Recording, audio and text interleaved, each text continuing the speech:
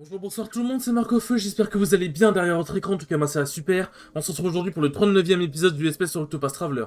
Dans le dernier épisode du coup, nous avons ramené la petite fille à l'évêque, après l'avoir sauvée du coup. Et nous avons pu effectuer l'attisement. Et après du coup avoir effectué l'attisement, nous avons vu la sœur d'Ophilia du coup, Liana, qui s'est ramenée comme ça et qui a dit ouais Ophilia, il faut que je te parle. Et du coup Ophilia lui a dit ouais je suis désolé mais père est mort quoi. Du coup Ophilia est en mode mais quoi mais comment ça se fait tout machin.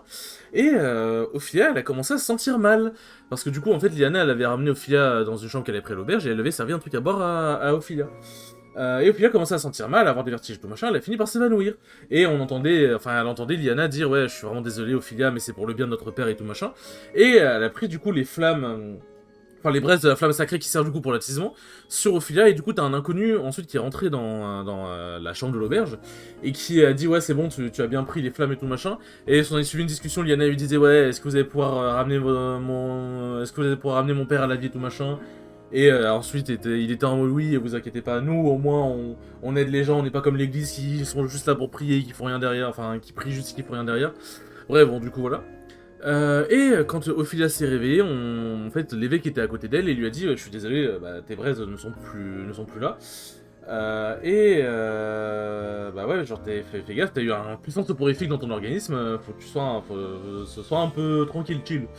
Et du coup, Ophilia était en mode ouais, j'ai entendu qu'ils ont dit qu'ils s'étaient rendus à Murmoulin. Et du coup l'évêque a dit ouais Murmoulin c'est une ville qui est assez dangereuse pour les religieux parce qu'en fait il y a quelques années ils ont subi une peste et ils ont prié mais malheureusement ça les a pas empêchés de décéder pour la plupart et ils se sont tournés vers des voix qui leur ont dit ouais nous on peut vous aider tout machin, enfin malheureusement c'était toujours le truc de un peu des sectes de t'es au plus bas dans ta vie, tu sais pas quoi faire et t'as une voix qui dit ouais t'inquiète pas je peux t'aider, malheureusement tu n'arrives plus forcément à faire la part des choses à ce moment-là. Et du coup tout le village s'est un peu tourné vers ce sauveur, du coup, ce fameux sauveur. Et du coup Phila est en mode écoutez je vais me rendre à Murmoulin pour récupérer les braises et sauver ma sœur en fait tout simplement. Et récupérer sa sœur aussi quoi. Du coup nous avons quitté Havre-d'Or, nous sommes rendus à Sourde-Neige pour pouvoir faire du coup, pour commencer pardon le chapitre 3 de Anit. Et du coup, en arrivant, on était en mode une ville bien glaciale, ma foi, parce que forcément, Anit, bon, elle vient d'un village, ça se voit, c'est un village plutôt chaud, genre, il fait plus chaud que froid, quoi. Et du coup, Lindé commence à se faire un petit peu caresser par des enfants qui étaient en mode, waouh, une panthère des neiges, trop cool et tout. Et Anit a demandé, ouais, est-ce que vous sauriez pas où on pourrait trouver une certaine Susanna, et du coup, les enfants lui ont dit, bah écoute, tu peux aller au nord de la ville et tu pourras trouver sa maison. Et en allant au nord de la ville, on a vu quelqu'un qui est en train de s'embrouiller un peu avec un mec en mode, ouais, laisse-moi passer tout machin. À un moment, genre, il dit ouais, je veux avoir les divinations de Susanna, je veux qu'elle lise mon avenir et tout. Et du coup, le mec était en mode, genre, il ne répondait pas, il était stoïque, c'était genre vraiment, tu ne passeras pas quoi. À un moment, le mec il fonce sur lui et il se fait rétamer, hein, basiquement.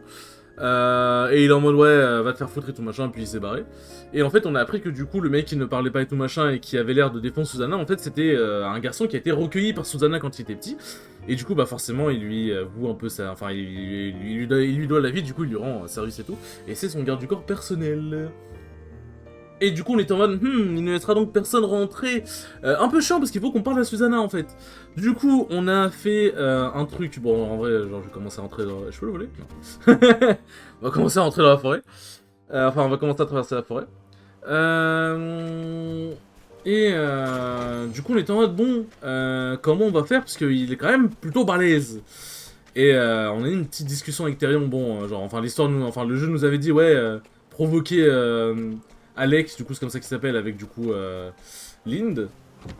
Mais du coup on a une petite discussion aussi juste avant dans les dialogues spéciaux entre guillemets, où Therion disait ouais même les gros durs peuvent avoir des peurs, des faiblesses quoi. Et du coup genre il a dit qu'il a connu plus d'un gros dur qui s'est effondré face à une bête quoi. Du coup Anit a été en mode bon j'ai compris.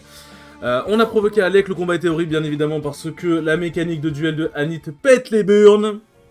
C'est exactement comme il y a peut-être une dizaine d'épisodes, je sais plus, où c'était chiant, c'était horrible, j'en pouvais plus. Où ok, faut aller par là. En fait on fait pas beaucoup de dégâts, lui il nous a fait beaucoup de dégâts, en fait le combat est juste long et fatigant. Mais du coup, on a fini par le passer, et oui, bon, le résumé est très long, mais il y en a des choses à dire, il en a des choses à dire, garçon. Le combat a été très long et tout machin, on a fini par le passer.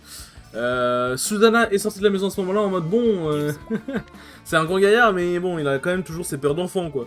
Puis après, on parle un peu avec elle, et on est en mode attends, mais comment vous connaissez? Parce qu'elle a dit ouais, bon, Anit, est-ce que tu peux m'aider et tout machin? Et t'es en mode attends, comment ça, vous connaissez mon nom? Mais vous êtes vraiment quelqu'un qui lit dans l'avenir, en fait. Et alors maintenant, non, simple déduction, hein, parce que tu es l'élève de Zanta, Zanta s'est fait connaître dans toute la région, bon, voilà, quoi.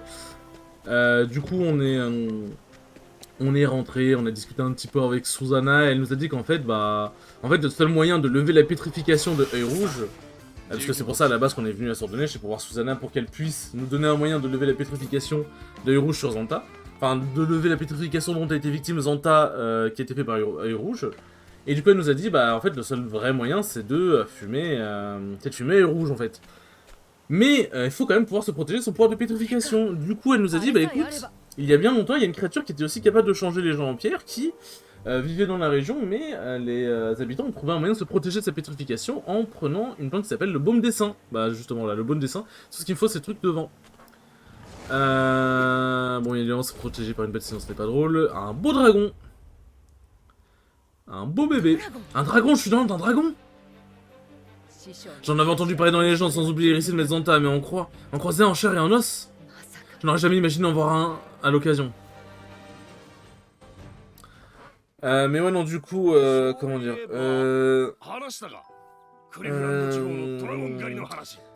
Et du coup, ouais, genre en gros, les habitants du village ont utilisé le baume des saints pour se protéger. Et elle a dit, en fait, tu peux trouver le baume des saints dans les bois au Palin, au bout, quoi. Enfin, dans les bois au bout, quoi. Du coup, on s'y est rendu, il y a Alec qui nous a montré l'entrée, qui nous a dit, ouais, sois prudent, c'est vraiment chaud. Et du coup, nous sommes arrêtés là. Et du coup, dans cet épisode, nous allons récupérer le baume des saints, et du coup, fracasser le dragon par la même occasion. Ouf, c'était un sacré résumé. En fait, ce qui s'est passé, c'était pas très long en soi. Genre, tu peux vraiment résumer encore plus en disant bon, on a ramené la gamine, on a fait l'attisement, on s'est fait droguer par Liana, on s'est fait voler les braises, on doit se rendre à Murmoulin et tout machin. Et on est arrivé à Sorte-de-Neige, il s'est passé divers petits événements, puis on a parlé de Susanna et tout machin. Mais c'est bien de raconter les détails quand même de ta Zentei. Mais bon, voilà, vous me connaissez. Ah oui, t'as déjà raconté ce qui m'est arrivé quand je suis allé chasser le dragon de Belvédère. À 4 reprises, et l'histoire se rallonge chaque fois que vous la relatez. Vraiment, c'est sûrement parce que de plus en plus de détails palpitants me reviennent en mémoire. Maître, ce monde n'est pas assez grand pour tous les mastodontes que vous dites avoir terrassés. Si tu ne me crois pas, il ne me reste qu'un seul recours. Mais que arrêtez! Pourquoi? Est-ce mon odeur qui te répugne? Ça n'a rien à voir. Tes joues sont bien rouges, as-tu donc si honte de moi, jeune fille? Wesh, elle a une bof. Ne soyez pas stupide. Ah, je insiste, mais écoute bien. Les chasseurs affrontent toutes sortes de bêtes, parfois c'est extraordinaire stupéfiantes qu'elles dépassent entendement. Quand tu seras plus grande, tu auras toi aussi des histoires que personne ne voudra croire. Garde-les précieusement malgré tout. Certaines entoureront tes rêves, d'autres te feront rire aux éclats quand tu te les remémoras. C'est dur à dire, putain. Mais je peux te promettre une chose, Anit.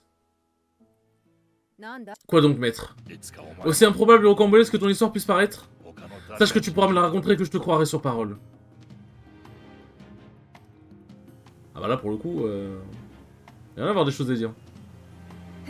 Je vous raconterai cette histoire, maître, encore et encore, comme vous m'avez fait endurer les vôtres, jusqu'à ce que vous me suppliez de me taire. Les escaliers du dragon sont impénétrables. Le dragon se dresse majestueusement devant vous, waouh. Bon, dans la logique, je suppose qu'il est faible à l'arc, et à la hache aussi, je pense. Ah merde, c'est vrai, je me suis pas soigné de mon combat contre Alec, putain. Bon, c'est pas grave, ça doit le faire. Faible à la hache, parfait. Alors, combien de PV? Fais-moi rêver. 63 000. Bon, ça va, c'est plutôt mignon. Et ça va, c'est tranquille. Ah, ça c'est moins, c'est un peu plus chiant par contre. C'est un peu plus pète couille.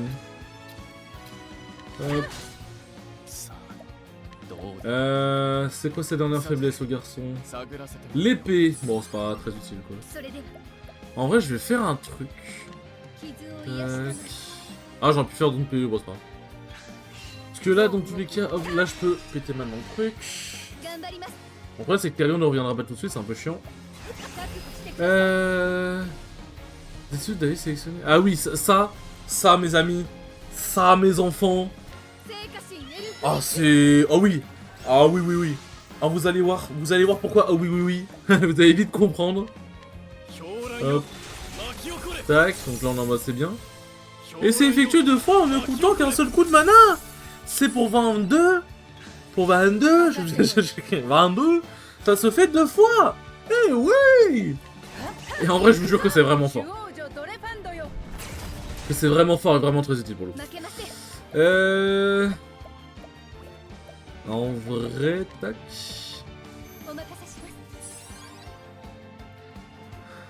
Hop là, on booste au max, et c'est parti. Et en vrai, c'est vraiment fort pour briser les défenses et pour faire extrêmement mal. C'est vraiment un très bon combo pour le coup. Si tu réussis au filet, il se complète vraiment bien, je trouve. Et du coup, aussi dans le dernier épisode, j'ai expliqué que malheureusement, je ne ferai sûrement pas Galdera parce que j'aime bien ne pas souffrir. Et que du coup, voilà quoi. Hop. Un petit son supérieur pour ces messieurs. Hop, le dragon il a fait bien mal le garçon. Bon, hop. Malheureusement on brise pas sa défense, mais bon on lui fait quelques dégâts quand même. Tac. Alors, ça, ce genre de bruit là que vous avez entendu, qui peut être un bruit qui sonne un peu en mode bizarre, c'est c'est ce genre de bruit qui m'a fait douter si le son était synchronisé, parce qu'en fait quand tu ne tapes pas dans la faiblesse d'un monde de quelqu'un et que tu tapes avec des attaques de glace, j'ai l'impression que le bruit est trop décalé, bizarre genre. Mais vraiment c'est trop étrange. Alors. Voleur. Défense physique. Oh toi ma gueule tu vas manger. Hop. Tac, tac, tac, tac. Et bon là les dégâts, en fait ça reste quand même, ça attaque quand même dans leur faiblesse, mais ça ne brise pas leur faille en gros. C'est ça qui est un peu... Oula, pourquoi le... Attends. Attends, ça fait peur là, pourquoi le jeu s'est pris d'un coup? Pourquoi le jeu s'est pris d'un coup?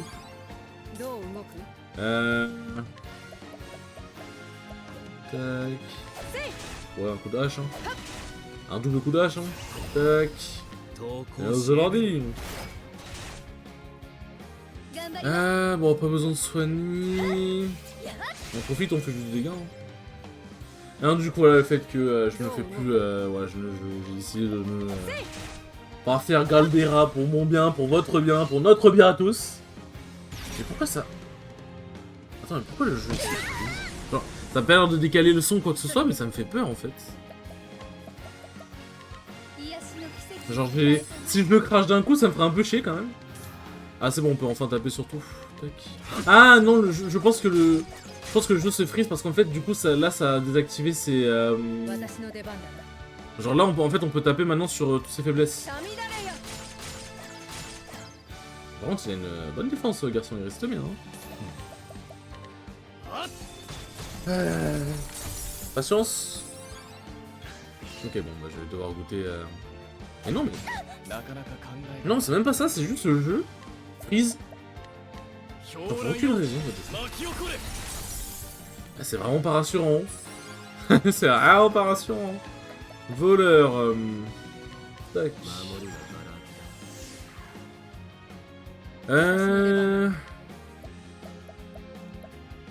On va faire ça.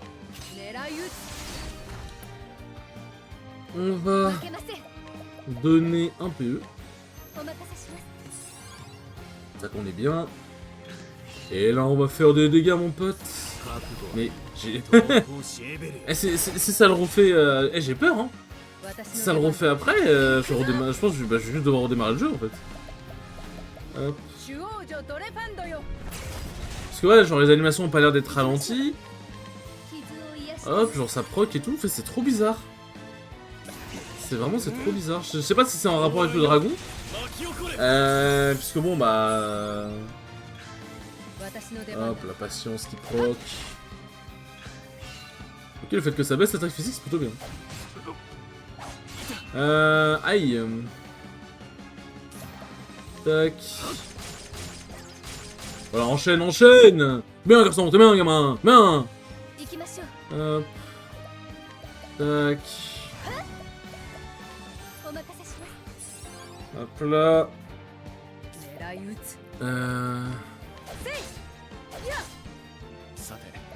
Mhm. Et là, on va profiter du prochain tour, ou pas. Comment on va faire? Hop. Il y a de la défense physique. Parce que là, du coup, je profite du prochain tour pour... En fait, genre là, je vais briser sa défense au prochain tour, comme ça, j'ai entre guillemets 2 tours pour vraiment le fumer, quoi. Hop. Ça va me redonner un peu de PT quand même. Tac. Et là, on brise sa défense. Hop. On en profite, on le slash un petit peu. Hop là, voilà, comme ça on récupère des PT. On se met bien. Marchand, donc PE. Et là, vous allez voir le prochain tour, ce qui va manger le garçon. Pitié, s'il vous plaît. C'est vrai que dans cet épisode, j'ai dit dans cet épisode, du coup, j'ai raconté aussi par rapport à la suite du let's play, par rapport à Smash et tout machin, je me suis un peu endormi là. Enfin, la suite du let's play, la suite de la chaîne. Let's go! Bon, en vrai, il a fait quand même mal, hein, le garçon. C'est vrai que j'avais une bonne stratégie, mais il a fait quand même mal. Du coup, pour expliquer, en gros, après Octopus Traveler 2, je savais pas trop quoi faire, mais s'il y avait plusieurs jeux qui pouvaient venir en tête. C'est terminé, j'ai tué un dragon. C'est mignon un peu en mode la show, en mode j'ai tué un dragon. Ça doit être le baume dessin. Il ne me reste plus qu'à quitter cette forêt et... Ah. Du calme, Linde. Les monstres se rassemblent ici. Le dragon qui régnait sur cette forêt n'est plus. Ils ne nous attaqueront pas, du moins pas pour le moment. Viens, Linde, Susanna nous attend notre tour. Maintenant que j'ai l'herbe, je peux enfin affronter les rouges. Et sauver Maître Zantas de ce terrible sort. Ouais. Et du coup, je sais maintenant ce que je ferai après Octopus Traveler 2. Et j'ai vraiment hâte de le faire parce que ça va être extrêmement cool. Je vais lancer un nouvel arc sur la chaîne. Enfin, en vrai, j'ai jamais vraiment divisé la chaîne en arcs. Même s'il y a des moments où j'étais en mode, bah, vas-y, on va faire un arc Donjon Mystère, un arc Mario, etc. machin. Et bien, du coup, ça va être un arc Fangame et Acrom Pokémon. En gros, pour vous expliquer, pour ceux qui ne connaissent pas, vous avez trouvé la plante, n'est-ce pas? Vous m'avez attendu, Susanna, vous avez simplement chargé de me montrer l'entrée. Elle ne cite pas tout pour moi, j'ai bien le droit de m'attarder quelque part si je le souhaite, non? Bien sûr. Ah. Mais je me suis attardé trop longuement, il est temps pour moi de rentrer. Votre sollicitude me touche. Quoi? Ouais, respire. Rien, C'est vrai qu'en vrai, il pourrait faire un beau couple. C'est deux gens durs, mais qui ont le cœur pur.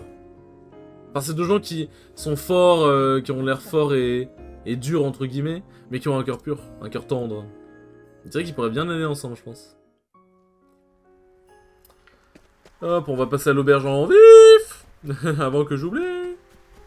Enfin, j'oublierai pas, je pense pas que j'oublierai, mais bon, voilà. Tac. Du coup, ça va être les Acrom et Fangame Pokémon. Et en gros, pour ceux qui ne connaissent pas, une Acrom ou un Fangame, c'est tout simplement des jeux sur la licence, basés sur la licence Pokémon qui n'ont pas été développés par Nintendo. Ça a été fait par des fans, d'où le nom de Fangame. Et Acrom, en gros, c'est des ROM de base, genre par exemple, je sais pas, Rouge-Feu, c'est très souvent d'ailleurs sur le Rouge-Feu, sur les ROM GBA, qui sont modifiés, genre en gros, les graphismes peuvent être modifiés, les sprites des Pokémon peuvent être modifiés, les attaques peuvent être modifiées. Enfin, en gros, tu peux modifier le jeu. Genre modifier des villes, je sais pas, déplacer des maisons, faire vraiment un nouveau jeu en prenant le moteur d'un jeu précédent. Et du coup c'est pour ça qu'on appelle ça des hack ROM. C'est parce qu'en fait tu hacks une ROM pour pouvoir la modifier en gros. Et en gros ce sont des jeux qui sont extrêmement cool avec des histoires et des difficultés plus ou moins croissantes et changeantes par rapport au jeu de base, au jeu Pokémon officiel. Et franchement il y a des hack ROM et des fangames qui sont tout simplement des pépites. Vous avez très sûrement dû entendre parler du Pokémon Uranium, Pokémon Éclapour, Pokémon Gem aussi à l'ancienne. Pokémon Rouge fait lors de la Poké parce que j'avais commencé sur cette chaîne mais que du coup je n'ai pas abouti. Et bah du coup il sera très sûrement fait pendant cette période là d'ailleurs. Enfin pendant cet arc de Fangame et Acrom. Et du coup j'ai vraiment hâte parce que bah en ce moment je ressens vraiment une motivation de ouf à rejouer à Pokémon. Et bah j'ai vraiment hâte de pouvoir partager cette motivation et cette passion avec vous. Franchement ça va être très cool. Je sais pas combien on va en faire. Est-ce que peut-être je m'arrêterai à certains moments déjà, il y aura peut-être, je sais pas, faut voir quand est-ce que sortira Pokémon Legends Zelda, est-ce que je ferai les Legends Zelda, est-ce que ça sortira avant que j'ai fini Octopath Traveler 2, et que du coup je ferai le jeu juste après, je sais pas, on verra, mais voilà. En gros, pendant les prochains mois, années, peut-être on verra, ce sera des Acrom et Fangame Pokémon sur la chaîne, et entre deux Acrom et Fangame, il y aura sûrement des jeux, de la licence officielle Pokémon peut-être qui sortiront, ou d'autres jeux qui sont sortis, que je voudrais faire, tout simplement, voilà. Ah là voilà, tu as trouvé le bon dessin, n'est-ce pas mon enfant? Donne-le-moi, il faut le laisser infuser un moment pour qu'il fasse son effet. Merci.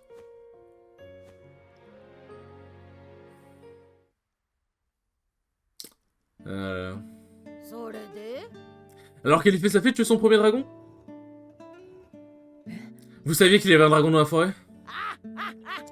Oh, le rire de sorcière, vraiment. Si tu n'avais pas été tout taille avant ce dragon, tu aurais été soufflé plus vite qu'une flamèche dans le blizzard face à œil rouge.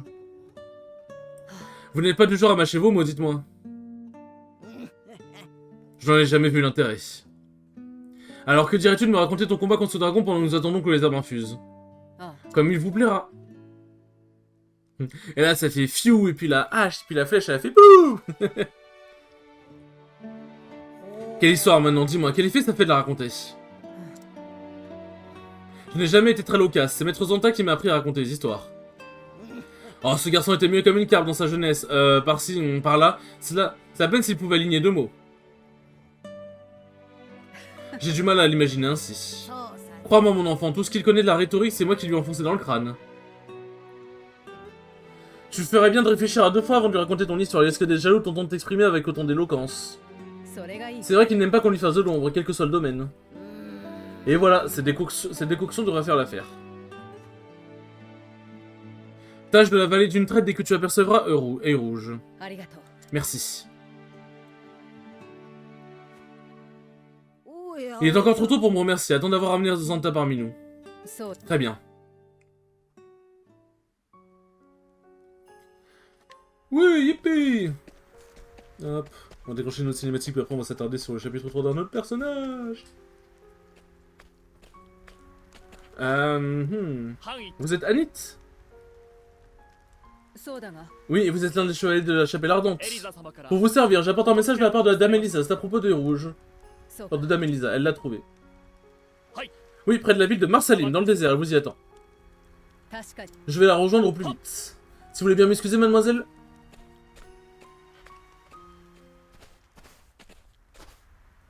Tu nous quittes déjà? Oui, attends, merci pour tout. Il n'y a pas de quoi, mon enfant, j'aurai toujours une place sous mon toit pour ma petite fille préférée. Une famille n'a rien à fardeau. Merci.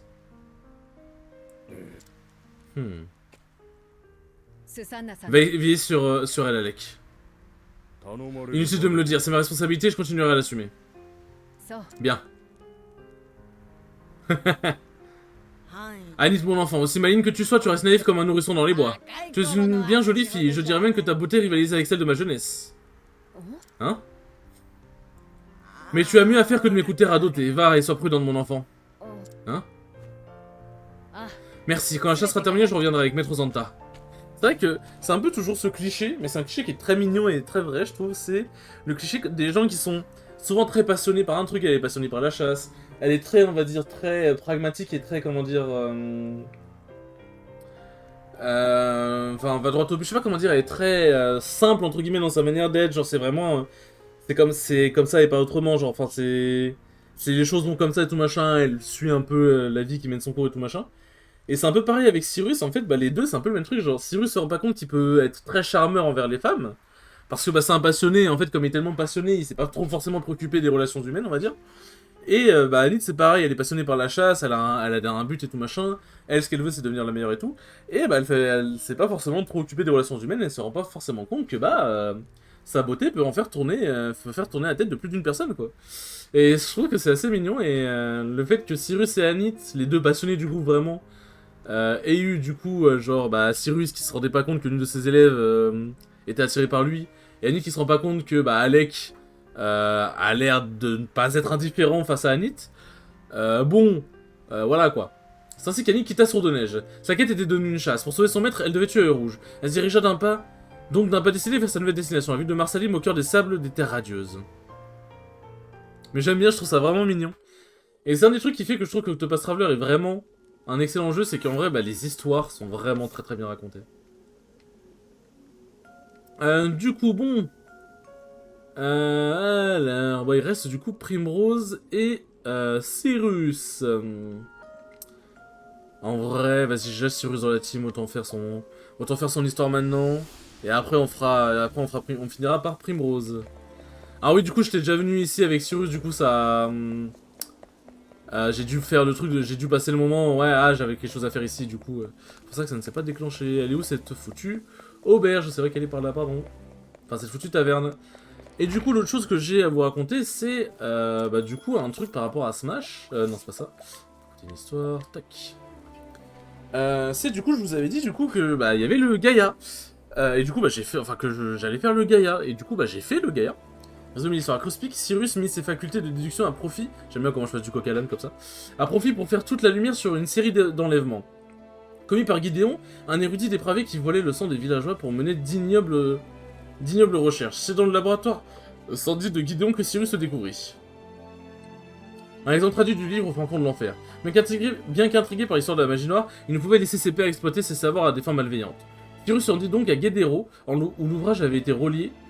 Y trouverait-il des réponses ou de nouvelles questions terrifiantes? Nous voici enfin à Guédéro. Mais du coup, j'ai fait le Gaïa. Alors, le bracket principal va être très rapide parce que j'ai 0-2. T1, j'ai affronté Phoenix. Bon, du coup, déjà, t'étais en mode Phoenix, c'est chaud. Très très bon joueur de Snake de Paris. Cette victime, on s'entend dire que je cherche une aiguille dans une botte de foin. Et du coup, première game contre Snake, il m'a atomisé. Il m'a vraiment atomisé. Game 2, il a sorti Byless, je l'ai un peu fumé.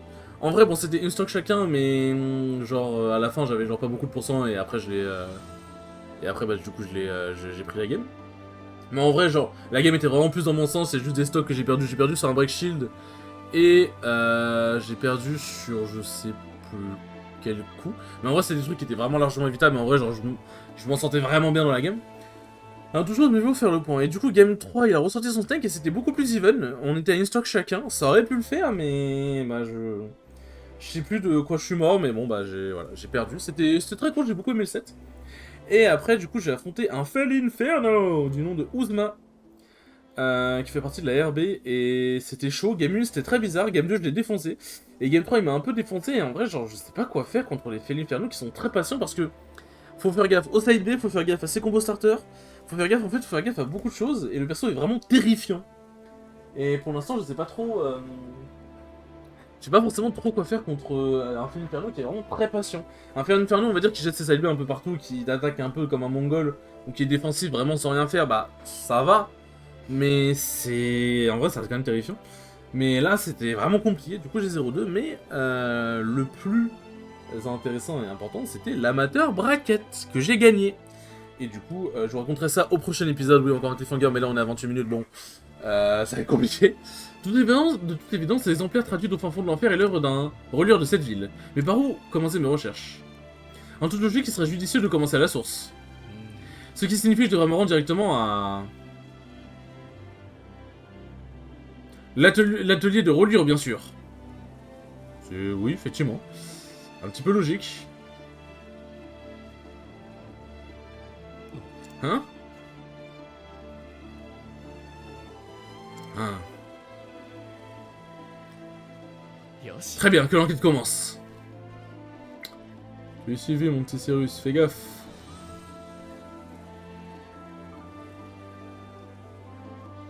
Et c'est parti, en vrai on peut commencer un petit peu. On peut commencer à...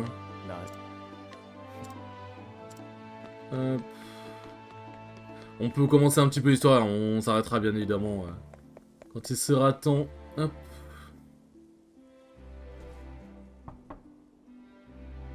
Bonjour monsieur. Est-ce que vous auriez 5 minutes pour parler de notre Seigneur et Maître à tous Jésus? Excusez-moi, si j'arrête de la résidence de... J'ignore qui vous êtes, mais je ne suis pas d'humeur à recevoir de la visite. Si vous pouvez m'accorder un instant, mon bon monsieur, je souhaiterais vous entretenir d'une certaine question. J'ai dit que je ne voulais voir personne, laissez-moi tranquille. Pas très gentil, le monsieur. Il n'a pas l'air disposé à coopérer, je dois retrouver un moyen de le convaincre.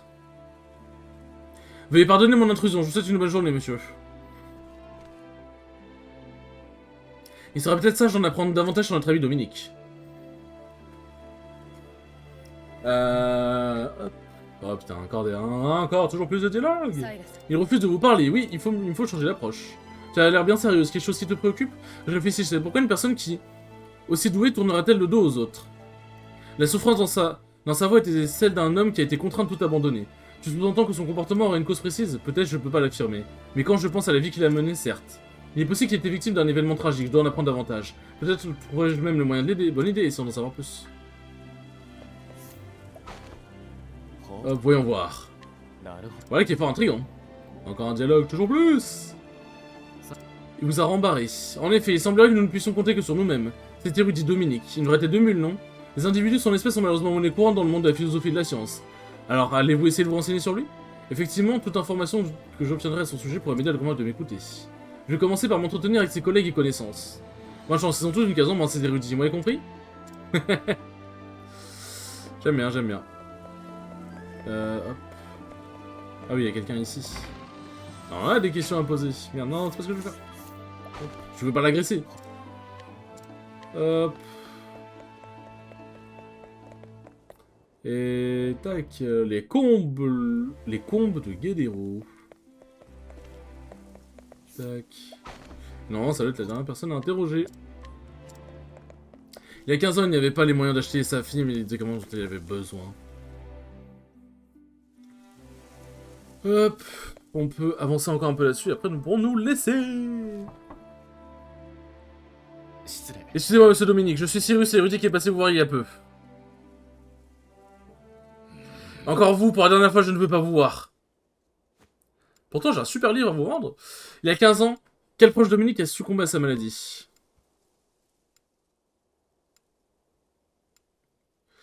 Qu'a dû faire Dominique pour payer ses dettes? Oui, si mon raisonnement est le bon, c'est indubitablement ce qui a poussé Dominique à se couper du monde. Je regrette de rouvrir de vieilles blessures, mon ami. Mais j'ai entendu dire que vous avez perdu votre fille il y a 15 ans de suite d'une terrible maladie. Depuis, vous vous êtes isolé et avez rompu tout contact avec le monde extérieur. Afin de vous procurer des élixirs dans l'espoir de sauver votre fille, vous avez besoin d'argent, rapidement et en grande quantité. Vous avez donc accepté un travail inhabituel. À savoir la traduction de l'ouvrage au fin fond de l'enfer. Qui vous a dit ça? Le livre que vous avez traduit est actuellement en ma possession. Il est clair que vous êtes un érudit doué d'un grand savoir et d'une sagesse tout aussi admirable. Vous avez pris soin d'omettre les passages les plus horrifiques, car vous étiez sans doute conscient du danger qu'il représentait. L'académicien que je suis ne peut pas rester les bras croisés pendant que l'on exploite le savoir des femmes malveillantes. Alors, je vous prie de me répondre. Qui vous a demandé de traduire cet ouvrage?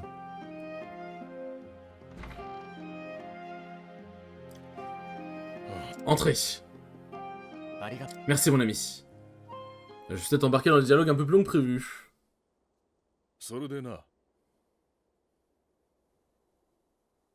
Voilà, par où commencer?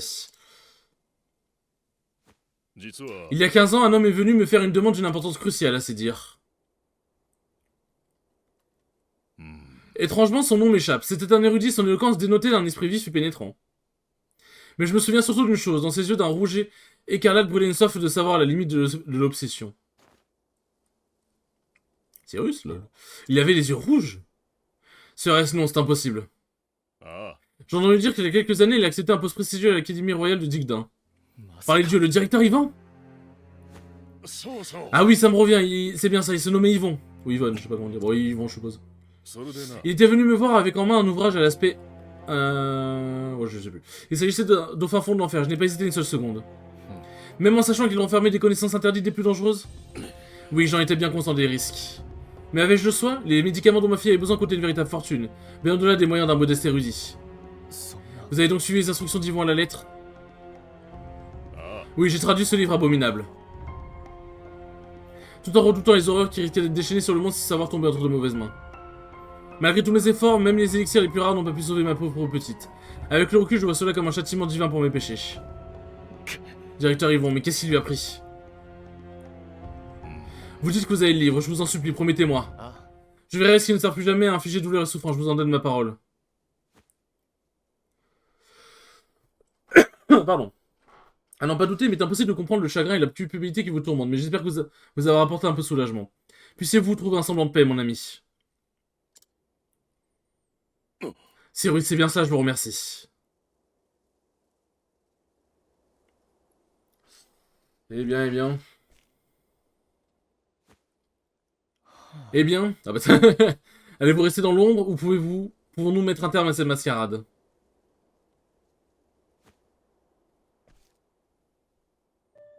Vous avez remarqué ma présence? Je savais que quelqu'un me suivait, oui. Après qui Hop. Je ne m'attendais pas à vous voir en dehors de l'académie. Vous êtes assistante du directeur, mademoiselle Lucia. Enchanté. Pourquoi m'avez-vous suivi jusqu'ici, mademoiselle Lucia? Je vous prie de m'excuser, professeur Albright, je n'avais pas de mauvaises intentions. Je vous ai entendu dire que vous comptiez partir à la recherche d'un certain ouvrage. Un livre intitulé au fin fond de l'enfer, c'est bien ça? Et si c'est le cas? Je vous demande de ne révéler à personne ce que je m'apprête à vous dire. J'ai tout lieu de croire que le directeur Yvon fomente un plan ignoble à l'aide de ce livre. Si le voleur qui a dérobé le livre dans les archives n'était autre que... Le directeur en personne, j'en suis quasiment certaine. Bien que je sois son assistant, je reste avant tout une érudite à part entière. Je refuse de laisser qui que ce soit ternir la réputation de ma profession en exploitant le savoir au nom du mal. Voilà pourquoi. Vous êtes venu me demander de l'aide. Oui, mon intuition d'académicienne me dit que vous êtes un homme digne de confiance. Comme vous le savez peut-être, le directeur Yvon est lui-même originaire de Guédéro. Oui, je comptais me renseigner à ce sujet après avoir terminé mon enquête en cours. La maison dans laquelle il a vu le jour existe toujours. Sachez toutefois que des rumeurs sinistres circulent à son sujet. J'ai découvert où se trouve cette demeure et j'hésite à poursuivre mon enquête seul. Je vous demande donc de m'aider, professeur Albright, si vous le voulez bien.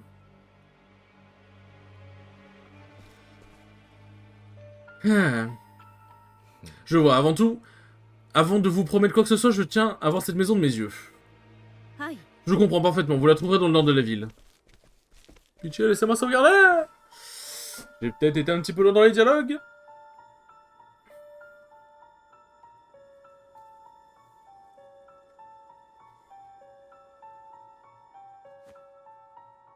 Très bien, rendons-nous sur place de ce pas. Quant à savoir si j'accepte ou non de vous aider, je vous donnerai ma réponse lorsque nous y serons. Cela vous convient-il? Absolument, merci professeur, je vous attendrai là-bas. Hop. Et nous allons pouvoir sauvegarder. Oui. Sur ce les enfants, merci beaucoup d'avoir suivi ce 39e épisode, je vais arriver, putain, il était long. 39e épisode, merci beaucoup. Wow, mon cerveau il s'embrouille. Trop bien, merci beaucoup d'avoir suivi ce 39e épisode, il était très cool comme d'habitude. Et je vous dis à la prochaine pour le 40e épisode, salut!